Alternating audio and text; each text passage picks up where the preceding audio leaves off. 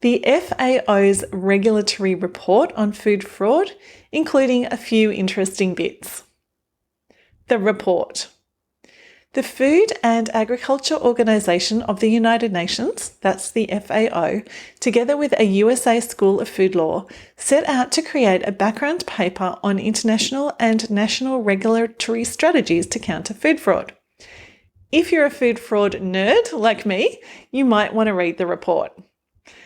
Frustratingly, the report is written from the position that there needs to be a coherent and encompassing legal strategy for food fraud. But that underlying assumption just doesn't actually bear up to scrutiny. The authors acknowledge that, from a legal perspective, food fraud encompasses a lot of different things. And, as they say in their report, fraud itself is a crime in almost every country and usually has a definition wide enough to include food fraud.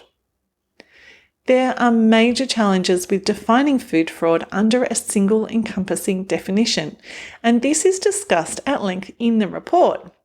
The report calls for a legal definition for food fraud that is agreed by everyone internationally, but who exactly would agree, and how would that agreement be achieved? They don't say. The FAO's own Codex Food Fraud Working Group has come up with the definition, but the authors don't seem to endorse it. Maybe it's not legal enough. Perhaps instead, it would be better to acknowledge that different types of food fraud need different definitions and different legal approaches. The authors assert that doing nothing is not an option. You'll find that on page 59 of the report, and say that something must be done to maintain consumer and stakeholder confidence in the food system. This assertion implies that current legal frameworks are not effective. I would argue that laws are generally okay. Rather, it's the enforcement of such laws that is lacking.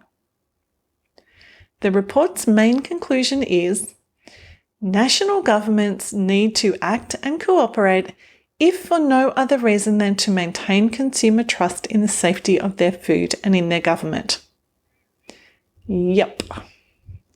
Interesting bits. 1.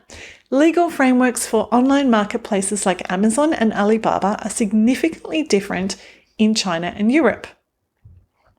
On platforms like Amazon, it is third parties that offer food for consumers to buy. Amazon facilitates the trade, but you could argue that Amazon itself is not a food supplier. This puts them outside the legal obligations of food suppliers in most countries. If food fraud is perpetrated using an online marketplace like Amazon or Alibaba, where does the regulatory buck stop? China's food safety law recognises the differences between the online marketplaces, the platforms, and the food businesses that use them to sell food. China's laws require the platforms to keep a register of food retailers, verify that they have the correct permits, and define their food safety responsibilities. The platforms must report and/or ban retailers who are accused of food safety or food fraud problems. In the event of a problem, consumers are entitled to obtain the contact details of food suppliers, and if the platform doesn't provide the correct contact details, the platform becomes jointly liable for damages caused to consumers. Find that on page 38. In Europe, it's different. Online platforms are treated as information service providers, and EU law prevents such providers from being obliged to monitor the information they transmit. However, the platforms do still have to take action if they're informed of non-compliant food products on their platforms. Unlike in China, they don't become jointly liable for harm caused to consumers. That's also on page 38 of the report. 2.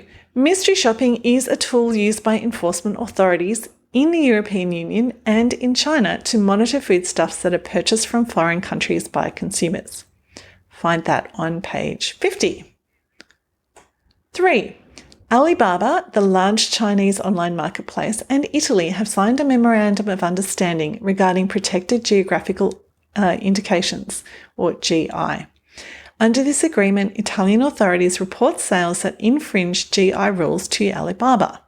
Find that on page 36 in the second box. And just noting that the page numbers I've referenced throughout are the PDF page numbers and not the number in the document footer.